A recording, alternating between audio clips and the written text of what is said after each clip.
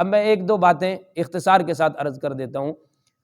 ایک تو جیسے ابھی ہم یہاں بیٹھے ہیں، بعض ساتھی باہر سے آتے ہیں سلام کرتے ہیں، تو دیکھو میں آپ کو حوالہ دے دیتا ہوں قرآن کا، آپ خود پڑھ لیجئے گا، وقت نہیں ہے تفصیل میں جانے کا۔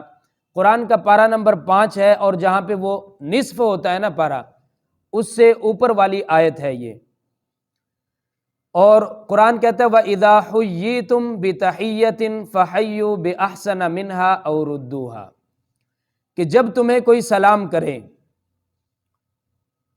تو اس آیت کا ترجمہ جب تمہیں کوئی دعا دے، دعا اور سلام بھی ایک دعا ہے، جب تمہیں کوئی دعا دے تو تم نے کیا کرنا ہے؟ فرمایا فَحَيُّوا بِأَحْسَنَ مِنْهَا، اس سے بہتر دعا دینی ہے، أَوْ رُدُّوهَا، یا کم از کم وہی لوٹا دو جو اس نے دی ہے۔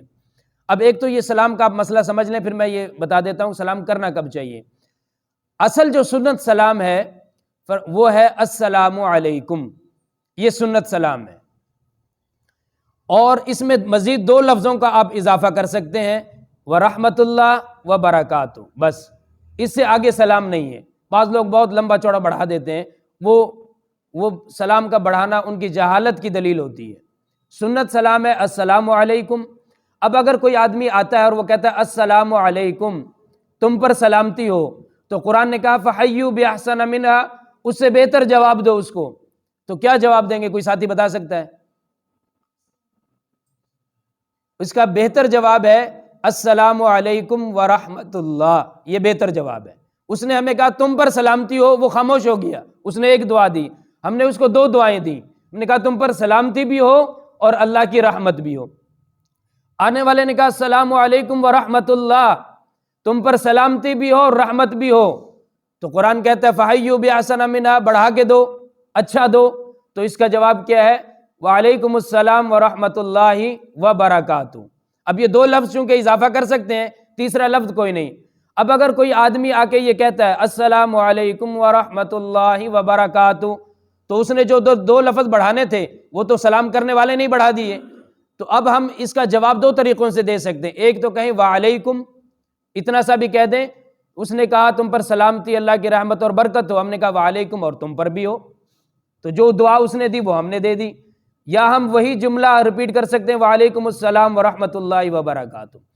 اس آیت کی تفسیر میں آپ قرآن اٹھائیے، تفسیر پڑھیے، اس میں لکھا ہوا واقعہ، ایک صحابی نے آگے سلام کیا، انہوں نے کہا السلام علیکم، آپ نے کہا وعلیکم السلام ورحمۃ اللہ۔ دوسرا صحابی آیا، اس نے کہا السلام علیکم ورحمۃ اللہ، آپ نے کہا وعلیکم السلام ورحمۃ اللہ وبرکاتہ۔ تیسرا آیا، اس نے کہا السلام علیکم ورحمۃ اللہ وبرکاتہ، 2 صحابہ نے سلام کیا تو آپ نے ایک لفظ بڑھاتے گئے۔ اب تیسرا صحابی یہ دیکھ رہا تھا، جب انہوں نے آ کے سلام کیا تو انہوں نے دونوں لفظوں کا اضافہ کیا، انہوں نے کہا السلام علیکم ورحمۃ اللہ وبرکاتہ، اور آپ نے جواب دیا وعلیکم۔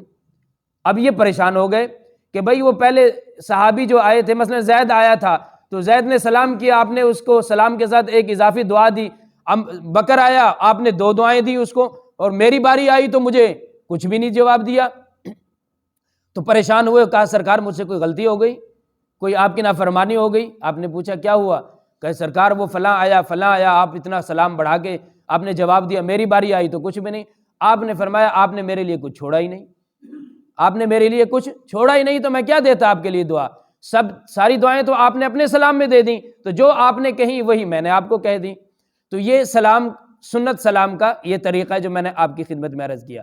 اب سلام کرنا کب چاہیے؟ اب دیکھو تقریر ہو رہی، بعض ساتھی آگے سلام کر دیتے ہیں، تو چند مواقع ایسے ہیں جن پہ سلام نہیں کرنا چاہیے، کہ ایک تو جب کوئی بندہ تلاوت کلام پاک میں مصروف ہو تب سلام نہیں کرنا چاہیے، جب کوئی اذان دے رہا ہو، نماز پڑھ رہا ہو، یا دینی کسی عبادت میں مصروف ہو تو سلام نہیں کرنا چاہیے، اس لیے کہ وہ اپنی اس عبادت میں پھر ڈسٹرب ہوتے ہیں آدمی۔